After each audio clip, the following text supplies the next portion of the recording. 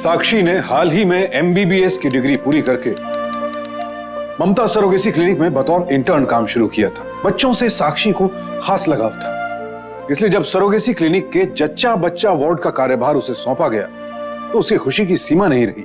साक्षी के लिए surrogacy science का सबसे बड़ा वरदान थी। इस तकनीक में एक निसंतान दंपति के भ्रूण को प्रयोगशाला में विकसित करके उसे एक सरोगेट मां के गर्भ में स्थापित कर दिया जाता है, जहां वो अगले 9 महीने तक पलता है और अंत में निसंतान दंपति को मिलता है उनकी जिंदगी का सबसे अनमोल तोहफा, उनका अपना बच्चा।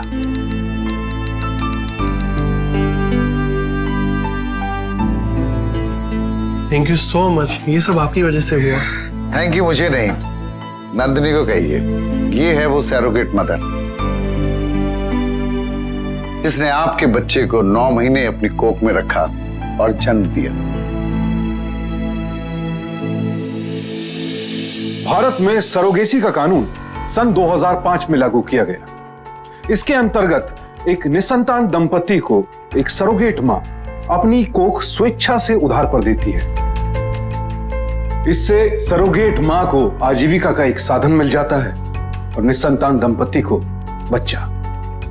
ऐसा कानून में लिखा है, ऐसा साक्षी सोचती थी।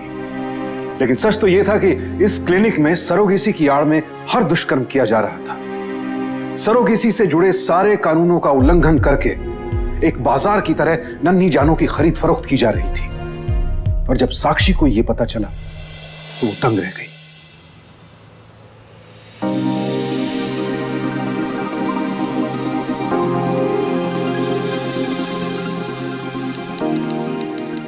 और डॉक्टर साक्षी, कैसा रहा तुम्हारा पहला ऑपरेशन? क्या कहूँ मामा जी, इट वॉज अमेजिंग। इससे अच्छा और कोई काम तो दुनिया में हो ही नहीं सकता मामा जी। मेरे पास वर्ड्स नहीं है बोलने के लिए कि ये कितनी बड़ी बात है। मामा जी, मुझे यहाँ पे इंटर्नशिप देने के लिए थैंक यू सो मच। चल, मुझे खुशी है बेटा कि तुझे मेरा नर्सिंग होम पसंद आया। हाँ मामा जी, क्यों नहीं आएगा। बचपन से आप ही को तो देख देख कर डॉक्टर बनने का सपना देखा। फिर पापा के जाने के बाद पढ़ाई के लिए पैसे भी नहीं थे। आपकी वजह से ही तो कॉलेज की फीस, बाकी का सब खर्चा। बस बस बस, अरे मैंने अपने क्लिनिक के फ्यूचर के लिए इन्वेस्ट किए वो पैसे। और हाँ, अब इस नर्सिंग होम के रूल्स एंड रेगुलेशन सीख लो। सबसे पहली और अहम बात, तुम मुझे मामा जी नहीं कहो। अरे मैं डॉक्टर खाबड़िया हूं, मैं तुम्हारा बॉस। ओके मामा जी। सर। हाँ, गो अहेड।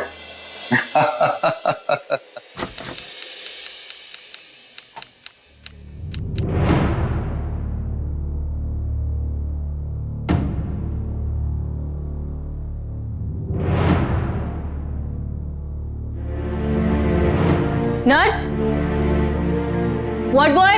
अरे અહીંયા કોઈ નથી।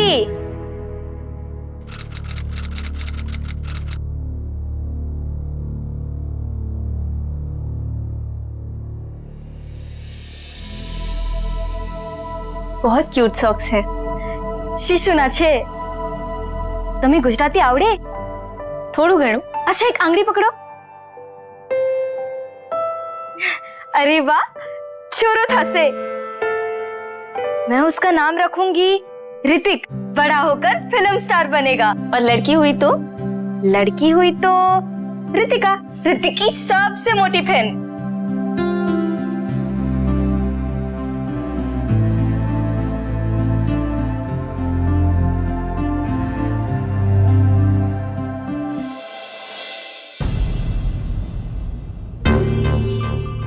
गुंजन का 8वां महीना चल रहा है, लेकिन गुंजन, तुम खाना पीना दवाइयाँ सब ठीक से ले रही हो ना? हाँ, मुझे जो भी देते हैं मैं खा लेती हूँ।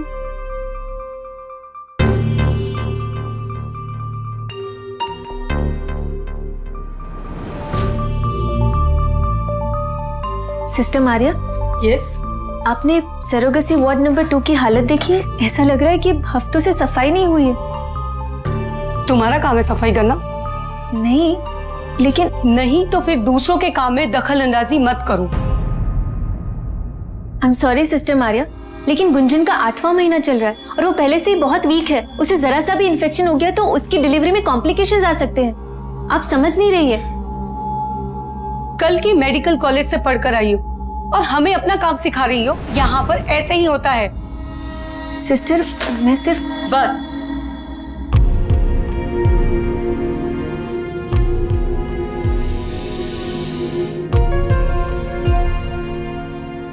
आज मैंने सरोगेसी वार्ड 2 में काम शुरू किया। सिस्टर मारिया के दर्शन हुए। बड़ी खड़ूस है, ऊपर से कामचोर भी, बिल्कुल कॉलेज के प्रिंसिपल जैसे। सोचा मामा जी से उसकी शिकायत कर दूं, पर फिर सोचा कि प्रोफेशनल फील्ड में ऐसे लोग तो मिलते रहेंगे, इनसे डील करना मुझे ही सीखना पड़ेगा।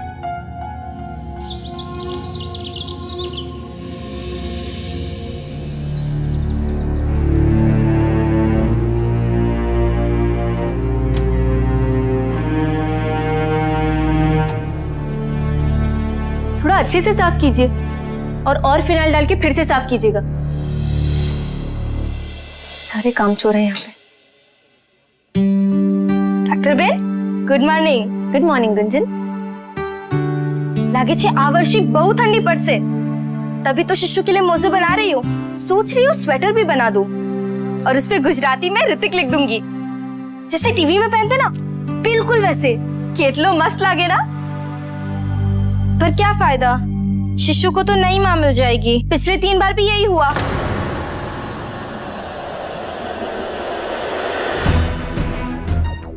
क्या क्या कहा तुमने? 3 डिलीवरीज? इसमें तो लिखा है कि ये तुम्हारी पहली डिलीवरी है। अच्छा, गलती से लिख दिया होगा, पर 9 महीने के लिए तो मैंने ही अपने 3 बच्चे पाले ना, तो मुझे तो पता ही होगा। तुम्हारी उम्र क्या है? 25 साल? ना रे, इतनी बुढ़ी दिखती हूँ क्या?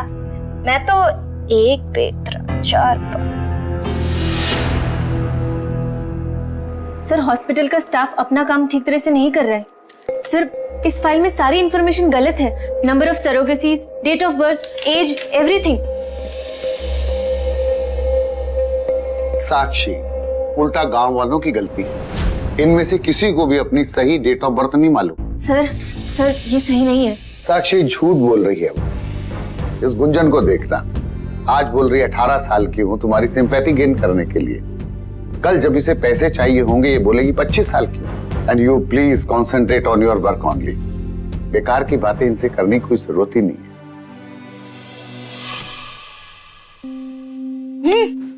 डॉक्टर बेन, मेरी बात थेपले लाइए, खाओगे? लो ना।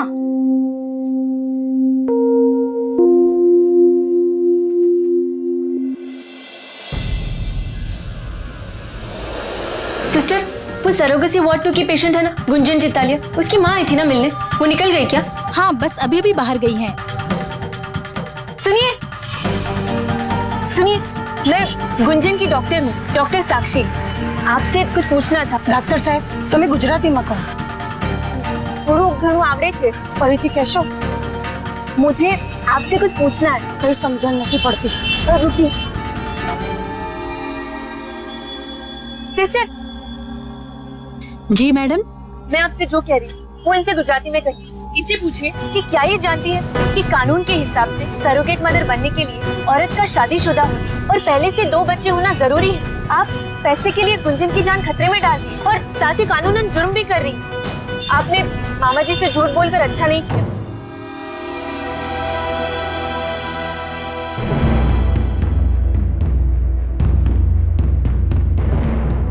हम तो गरीब अनपढ़ लोग हैं, हमने तो वही किया जो डॉक्टर खाबड़िया ने करने के लिए कहा।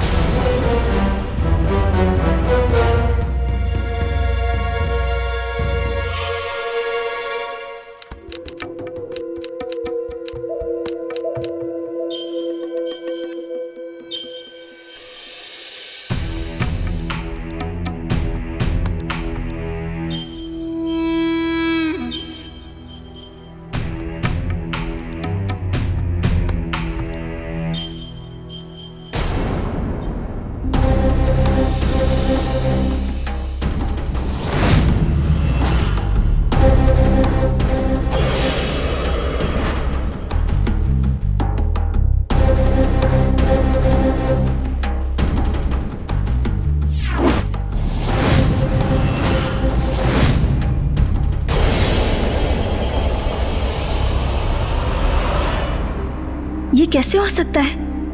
गुंजन की पिछले 3 सालों में 3 प्रेगनेंसीज और हर फॉर्म में उसकी एज 25 साल। साल बदल जाते हैं पर उम्र वही। सारे फॉर्म्स पर मामा जी के सिग्नेचर और ऊपर से हर फॉर्म पर लिखा है कि ये उसकी फर्स्ट सरोगेसी है।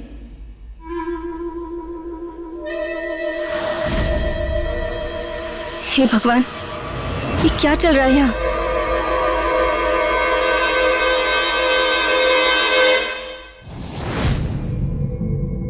ये लाइट किसने ऑन की?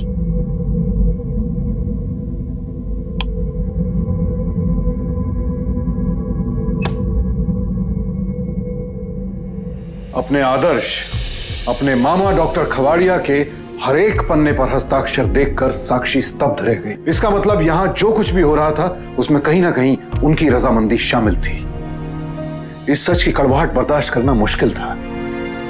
आखिर किसी के आंगन में किलकारियों की गूंज के लिए किसी की हंसी छीनी जा रही थी। एक जीवन को धरती पर लाने के लिए धरती पर मौजूद एक जीवन को नर्क बनाया जा रहा था। चंद रुपयों से चुंधियाई कुछ आंखें कोख को कारखाना बना रही थी।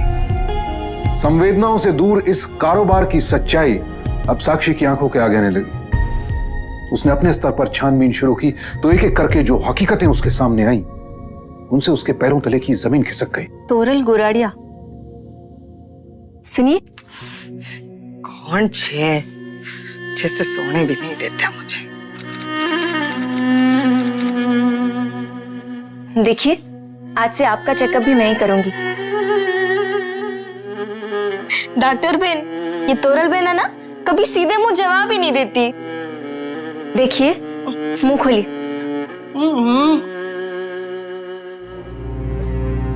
वार्ड बॉय ने बेडशीट चेंज नहीं की?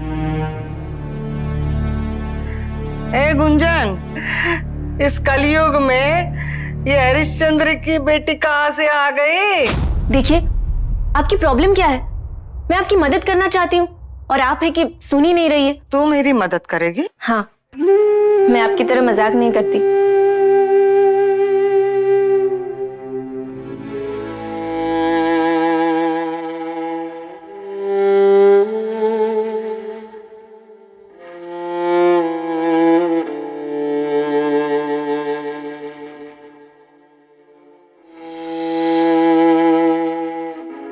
अच्छा, अब तो सच्ची में मेरी मदद कर। यह सुखमणि 5 महीने हो गए, तेरी कोई खोज खबर न थी। एक चिट्ठी नहीं तो एक फोन ही कर देता। मैंने एक मोबाइल दिलवाया था ना तुझे।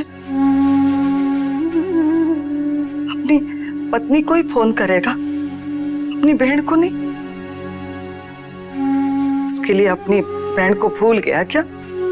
या 7 साल हो गए 8 बच्चे जने में। पिछली बार तो गर्भपात हो गया, मुझे याद नहीं। बचपन में मां क्या बोलती थी? मरने के बाद स्वर्ग मिलता है। स्वर्ग का तो पता नहीं, नर्क को तो मैंने यही देख लिया। बस, और नहीं लिख सकती। क्यों? दया आ गई मुझ पर? नहीं, वो कुछ काम याद आ गया, बाद में पूरा कर दूंगी।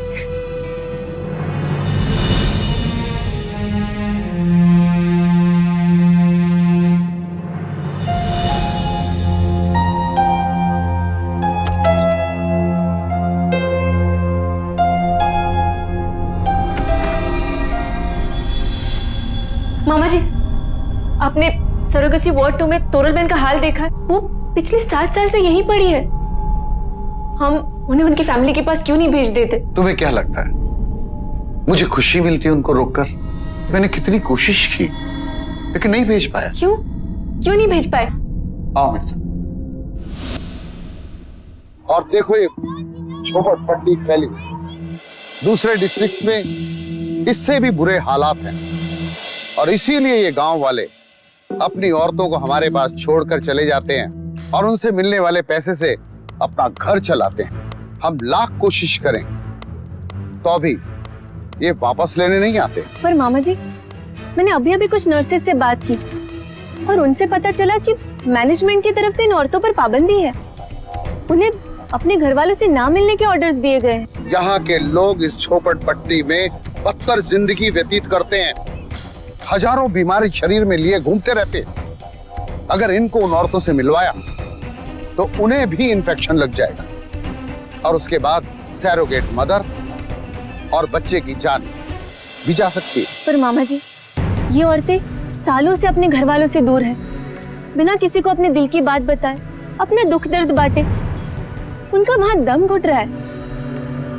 और जरा सोचिए, अगर सरोगेट मदर्स इमोशनली साइकोलॉजिकली इतनी स्ट्रेस में रहेंगी तो उनके गर्भ में पलने वाले बच्चे का क्या होगा? साक्षी, अगर किसी पर्टिकुलर पेशेंट को बहुत प्रॉब्लम है तो ठीक है, उसे उसके घर वालों से मिला देते हैं, लेकिन हाँ, हॉस्पिटल स्टाफ की निगरानी में। लेकिन मामा जी, मुझे कुछ और भी पता चला था गुंजन के बारे में। साक्षी, बस, मुझे और भी बहुत सारे काम हैं, ये सब बातें बाद में भी कर सकते हैं।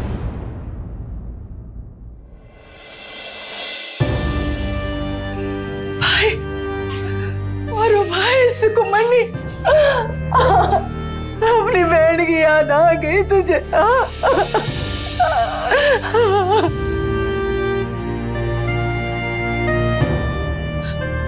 रितेश, ये तो बिल्कुल तुझ पे गया रे। अरे नहीं बहन, मुझ पे कहाँ, बिल्कुल तुम पे गया है। कोई तो मुझ पे गया?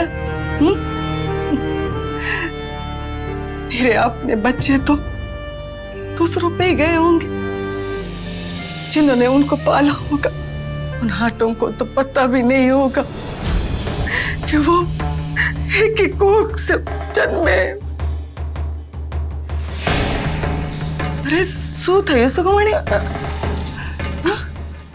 तू कुछ बोलना चाहता है?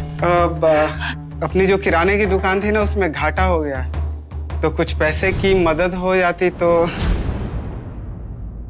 मैंने कभी किसी चीज के लिए मना किया? घर के लिए, दुकान के लिए पैसा दिया था ना।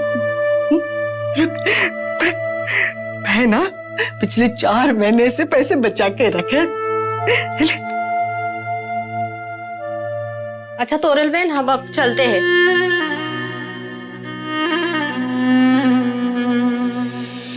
चलिए।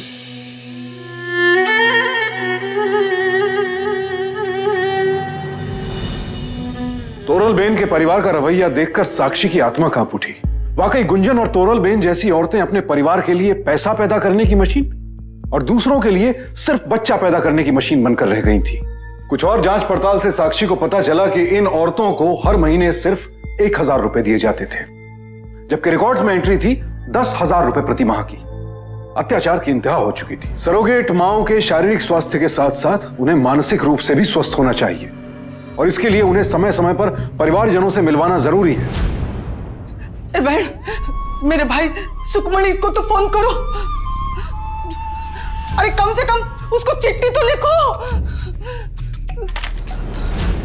बच्चा दूसरों को सौंपने से पहले सरोगेट मां की मानसिक स्थिति की जांच करना भी जरूरी है और इसके लिए एक अच्छे मनोचिकित्सक की मदद लेनी चाहिए ताकि वो औरत अपने दायित्व को ठीक से समझ सके। ना तो कोई कायदा ना कानून, ममता सरोगेसी क्लिनिक में सबको ताक पर रख दिया गया था और सबसे अफसोस की बात तो ये थी कि इस क्लिनिक में मानवीय संवेदनाओं का भी गला घोटा जा रहा था। मामा जी, इतना सब कुछ हो रहा है यहाँ पे, आपकी पीठ पीछे system Arya, ward boys, management, ये लोग सारे कानून तोड़ रहे हैं। मामा जी, ये लोग पाप कर रहे हैं। अंदर चलो। ना तो यहाँ कोई कानून तोड़ा जा रहा है और ना यहाँ कोई पाप हो रहा है। यहाँ हो रहा है सिर्फ बिजनेस। और एक बात पहली और आखिरी बार कान खोल के सुन लो, मैं यहाँ का हेड ऑफ डिपार्टमेंट ही नहीं, इस नर्सिंग होम का मालिक हूँ। यहाँ मेरी मर्जी के बिना पत्ता भी नहीं हिलता। मेडिकल कॉलेज में 4 किताबें क्या पढ़ ली, सरोगेसी का लॉ क्या रट लिया और लगी सही और गलत का फैसला करने तुम। ग्रो अप साक्षी, ग्रो अप। डॉक्टर, गुंजन को लेबर पेन हो रहा है, आपको अभी इसी वक्त ऑपरेशन थिएटर आना होगा।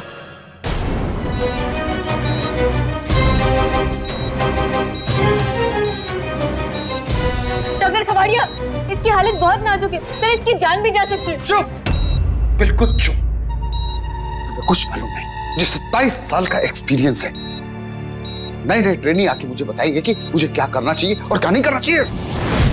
चुपचाप खड़ी रहो, मैं तुमसे बाद में बात करूंगा। डॉक्टर, ये ऑपरेशन हुआ तो गुंजन या बच्चा दोनों में से एक ही बचेगा। बच्चे को बचाना होगा, मैं एडवांस ले चुका हूं।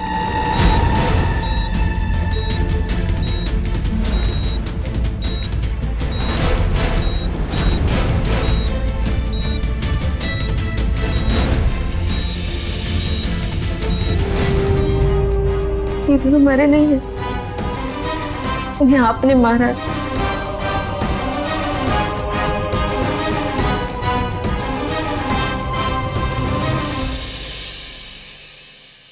हर डॉक्टर मेडिकल प्रोफेशन में कदम रखने से पहले एक शपथ लेता है कि वो हर रोगी, हर बीमार का निस्वार्थ भाव से इलाज करेगा, पेशेंट्स के बीच कभी पक्षपात नहीं करेगा, हर जख्म का इलाज करेगा और कभी भी किसी के शरीर को बेवजह क्षति नहीं पहुंचाएगा। जाहिर है, अपने 27 साल के अनुभव में डॉक्टर खवाड़िया इस शपथ को भूल चुके थे, लेकिन साक्षी को वो शपथ न सिर्फ याद थी, बल्कि वो उसके जज्बात को हर पल कुरेद भी रही थी। ऊपर से गुंजन की मौत ने उसे झकझोर कर रख दिया था। लाख चाहने पर भी डॉक्टर खवाड़िया के खिलाफ आवाज उठाना साक्षी के लिए बेहद मुश्किल हो रहा था, क्योंकि वो न सिर्फ उसके मामा थे, एक समय उसके आदर्श भी रहे थे। बहुत एहसान थे उनके साक्षी और उसके परिवार पर। लेकिन अगर अपनों पर एहसान करने वाला दूसरों के लिए शैतान बन जाए, तब क्या करना चाहिए? क्या इंसानियत के इस पवित्र पेशे को रिश्तों और एहसानों तले दबा देना चाहिए, या फिर अन्याय के खिलाफ बगावत का बिगुल बजाना चाहिए? यही अंतर्द्वंद चल रहा था साक्षी के मन में।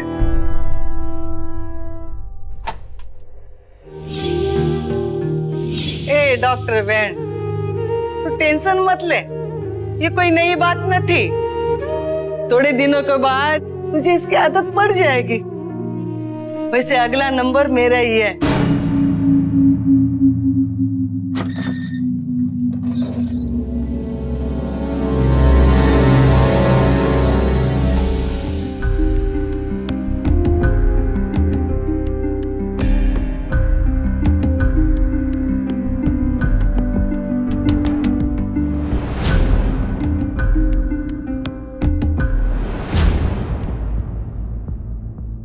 नंदिनी की रीडिंग्स ले लेना, अगला आईवीएफ इम्प्लांट इसी के गर्भ में होगा। क्या?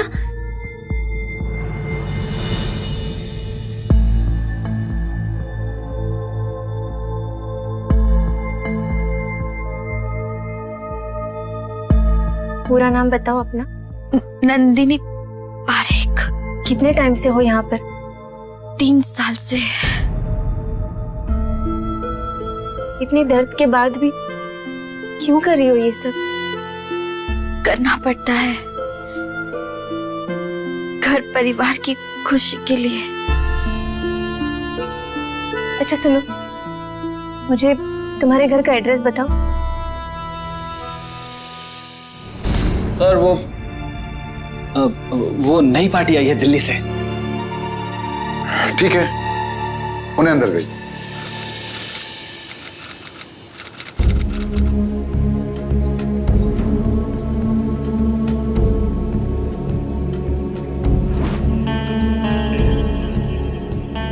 સાંભળો, નંદિનીનું ઘર ક્યાં છે? कवाड़िया साहब, बच्चा पैदा करने की सोच तो ली हमने, पर एक बात ठीक से पल्ले नहीं पड़ी जी।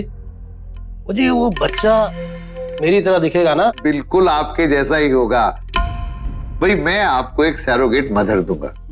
आजकल टेक्नोलॉजी बहुत एडवांस हो गई है, अब तो गर्भ में ही पता चल जाता है कि लड़का है या लड़की। एक मिनट जी, देखिए डॉक्टर साहब, लड़का चाहिए जी, खालिस लड़का। बिल्कुल लड़का ही होगा। और अब तो ये भी पता चल जाता है कि उसका रंग रूप कैसा होगा, मतलब गोरा या काला। गोरा चाहिए, एकदम गोरा चिट्टा, बिल्कुल मारे जैसा।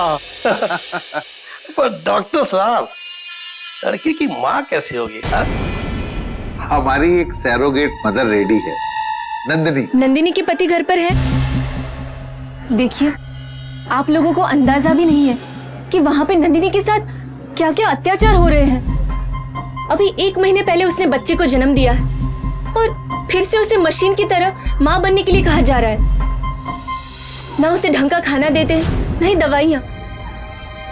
प्लीज उसे वापस घर बुला लीजिए। मैडम जी, दूसरों का बच्चा जनकर नंदिनी आप पवित्र हो चुकी हैं। क्या नंदिनी ने ये सब अपनी मर्जी से तो नहीं किया होगा ना? आप लोगों की रजामंदी हुई होगी ना? फिर आप लोग ऐसा कैसे कह सकते हैं? पत्नी है इसकी, धर्म है उसका अपने पति और बच्चों के लिए बलिदान देने का। उसने अपना धर्म निभाया है। और मैडम, अगर उसको घर पे बुला लेंगे तो फिर आसपास के लोग क्या कहेंगे? लोग क्या कहेंगे? जब आपने उसकी कोख का सौदा किया तभी नहीं याद आया कि लोग क्या कहेंगे? मैडम जी, आप नंदिनी से जाकर कहिएगा कि हम कभी कभी उससे मिलने के लिए आ जाएंगे, लेकिन इस घर में लौट कर आने की कोई जरूरत नहीं है। एक प्रसिद्ध अंतर्राष्ट्रीय समाचार पत्रिका के आंकड़ों के अनुसार मेडिकल सरोगेसी भारत में एक कारोबार बन चुका है, जिसका सालाना टर्नओवर करीब 2000 करोड़ रुपए है। कई निस्संतान दंपति तो यूएसए, ब्रिटेन और कनाडा जैसे दूर दराज के देशों से आते हैं, क्योंकि जहां यूएसए में मेडिकल सरोगेसी का खर्चा 60,000 से $1.5 लाख यानी कि 30 लाख रुपयों से 75 लाख रुपयों तक है, वहीं भारत में वैध अवैध तरीकों से ये राशि बेहद कम हो जाती है। इसके बावजूद अफसोस के इस रकम का ज्यादातर हिस्सा अस्पतालों, फार्मास्यूटिकल कंपनीज, डॉक्टर्स और एजेंट्स इत्यादि को चला जाता है। और जो सरोगेट माएं दूसरों के बच्चों को जन्म देने के लिए अपने जीवन के 9 महीनों का बलिदान कर देती हैं, उनके हाथ आते हैं सिर्फ मुट्ठी भर पैसे, और उनकी व्यथा यहीं खत्म नहीं होती। अस्पताल से लौटने के बाद समाज उनके चरित्र पर सवालिया निशान खड़ा कर देता है। जिन अपनों के लिए इन्होंने अपने मां होने के एहसास तक को गिरवी रख दिया, वही अपने इन्हें अपनाने में संकोच करने लगते हैं। लिहाजा अब साक्षी के सामने एक नहीं 2 चुनौतियां थी। पहली ये कि वो कैसे डॉक्टर खावड़िया की उस काली कैदगाह की काली करतूत का पर्दाफाश करे, और दूसरी ये कि वो कैसे तोरलबेन और नंदिनी जैसी सरोगेट माओं को उनका हक और उनका सम्मान वापस दिलवाए। मैं तुमसे जो कुछ भी पूछ रही हूँ उसका सही सही जवाब देना। जब से तुम इस नर्सिंग होम में आई हो, तुम्हारे साथ क्या क्या हुआ है? ये लीजिए कबाड़िया साहब, पूरे 3 लाख रुपए, गिन लीजिए। मैंने 1 हफ्ता में 15 IVF दिए। कबाड़िया साहब, आप ये मत समझिएगा कि मैं नंदिनी का चेहरा देखकर फिसल गया हूँ। क्यों जी, ठीक कह रहा हूं ना मैं?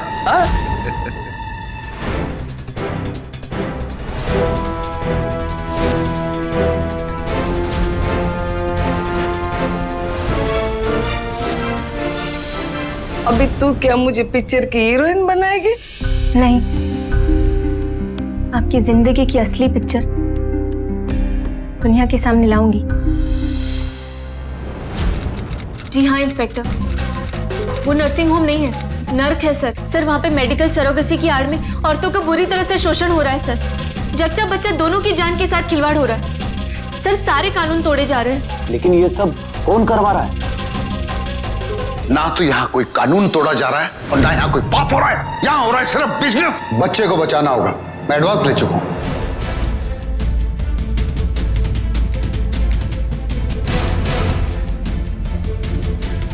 आप बोल क्यों नहीं रहे डॉक्टर? ये सब कौन करवा रहा है? सर, मेरे खुद के मामा जी, डॉक्टर खवाड़िया। सर, उस क्लिनिक में औरतों के साथ जितने भी कुकर्म हो रहे, उन सबके पीछे डॉक्टर खवाड़िया का हाथ है। क्या आपके पास उनके खिलाफ कोई सबूत है? यस इंस्पेक्टर, ये देखिए।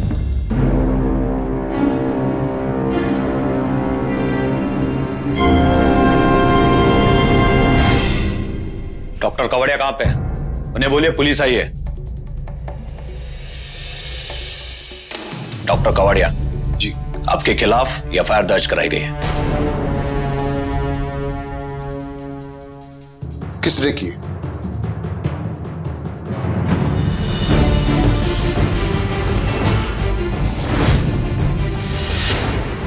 डॉक्टर साक्षी, आप जरा यहां बैठिए, मैं इनसे जरा पूछताछ करके आता हूं। चलिए।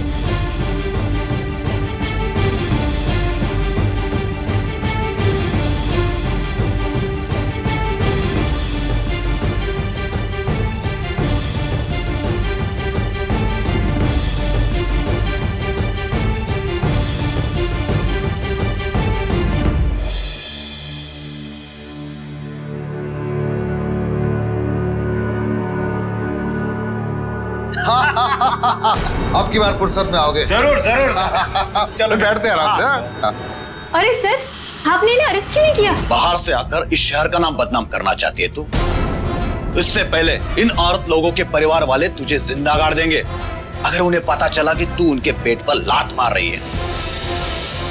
आइंदा अगर पुलिस स्टेशन के आसपास भी नजर आई ना, तो मैं तुझे ही हवालात में बंद कर दूंगा। चलो हवलदार।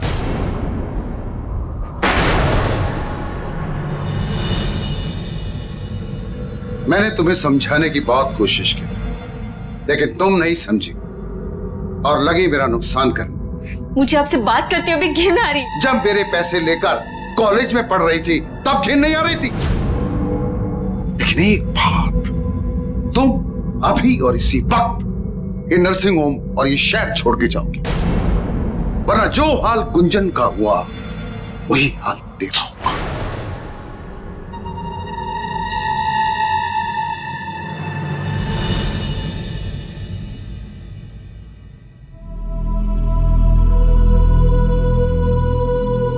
साक्षी का वार उसी पर उल्टा पड़ गया। आखिर डॉक्टर खवाड़िया बरसों से ये धंधा कर रहे थे। पुलिस प्रशासन हर जगह उनकी सांठगांठ थी। उन्होंने साक्षी को घर वापस लौट जाने की हिदायत दी, उसे जान से मार देने की धमकी दी, लेकिन साक्षी हार मानने वालों में से नहीं थी। उसने तय कर लिया था कि अब चाहे जो हो जाए वो गुंजन, तोरल बहन, नंदिनी और क्लिनिक की बाकी सभी महिलाओं को इंसाफ दिलाकर रहेगी। ऑटो भैया, प्लीज जल्दी कीजिए।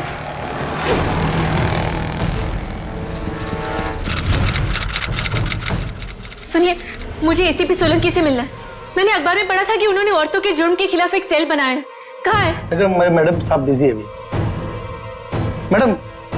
ऑफिसर, मुझे आपकी अर्जेंट मदद चाहिए सर। सर मेरे साथ चलिए प्लीज। आपके एक ऑफिसर ने तो कुछ नहीं किया सर। सर एक औरत की। देखिए मैडम, पहले आप अपने इलाके के थाने में रिपोर्ट लिखवाइए, फिर बात करते हैं।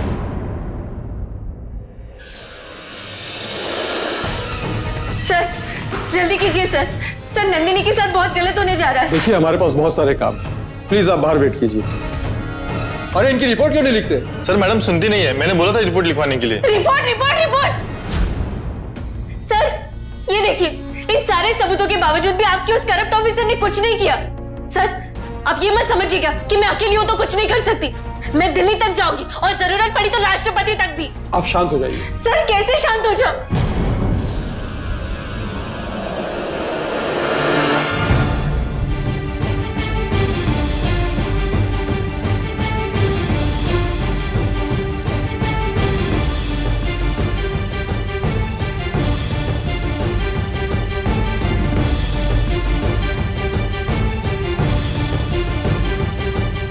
लगता है आपके उस करप्ट ऑफिसर ने इन लोगों को आपके आने की खबर दे दी, तभी तो कोई नजर नहीं आ रहा है। दीक्षित, क्लिनिक का कोना कोना छान मारो। मूव। Okay sir.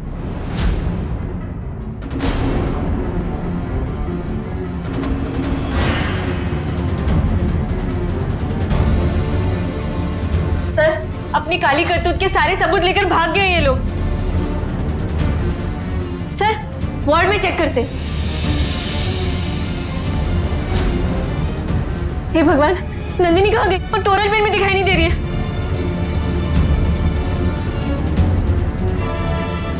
खवाड़िया कहाँ है? हमको नहीं मालूम है साहब। पता खवाड़िया किधर है? डॉक्टर साहब अपनी गाड़ी में निकल गए, लगता है शहर छोड़ के चले गए। क्या? कहाँ गए? और नंदिनी कहाँ है? नंदिनी और तोरल बहन को भी अपने साथ लेके गए।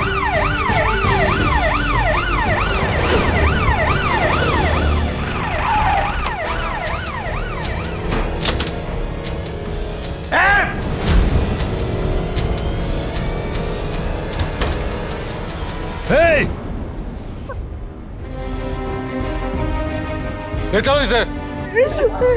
सर या मामा जी कहलाने के लायक तो आप रहे नहीं, पर आपको जेल भेजने से पहले याद दिलाना चाहती हूँ वो शपथ जो हमें मेडिकल प्रोफेशन में दाखिल होने से पहले दिलवाई जाती है। मिस्टर खवाड़िया, याद कीजिए वो शपथ और जिंदगी भर अपने पापों की सजा भुगतिए। डॉक्टर खवाड़िया को गिरफ्तार कर लिया गया, उन पर मुकदमा चला, उन्हें सजा तो मिली ही, साथ ही साथ मेडिकल काउंसिल ने उनके डॉक्टरी के लाइसेंस को भी रद्द कर दिया। साक्षी के साहस और दृढ़ निश्चय ने एक बहुत बड़े बदलाव को जन्म दिया।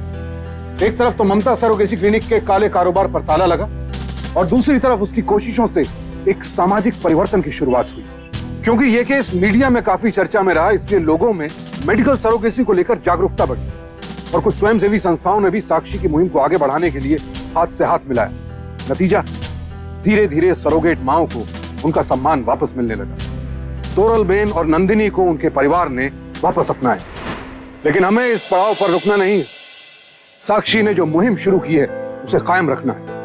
अगर आप सरोगेसी के द्वारा बच्चा चाहते हैं तो जरूर आगे बढ़ें, लेकिन सरोगेट क्लिनिक और उसके कामकाज के तौर तरीकों के बारे में पूरी मालूमात करने के बाद ही ये अहम कदम उठाएं। साथ ही साथ हम केंद्रीय और राज्य सरकारों से भी अपील करते हैं कि आज के हालात को ध्यान में रखते हुए सरोगेसी से जुड़े कानून और सख्त बनाएं और साथ ही एक समिति का गठन भी हो जो देश भर में चल रहे सरोगेसी क्लिनिक्स की नियमित रूप से जांच करे और सरोगेट माओं के हालात पर भी नजर रखे, ताकि सरोगेसी के रूप में इंसानियत को मिला ये वरदान महज एक धंधा बनकर न रह जाए। याद रखिए, जब एक मां सुरक्षित होगी, सुखी होगी, तभी बच्चा भी स्वस्थ होगा। आप सब सावधान रहिए, सुरक्षित रहिए। अब मैं सुशांत सिंह आपसे इजाजत लेता हूं। सावधान इंडिया, इंडिया फाइट्स बैक।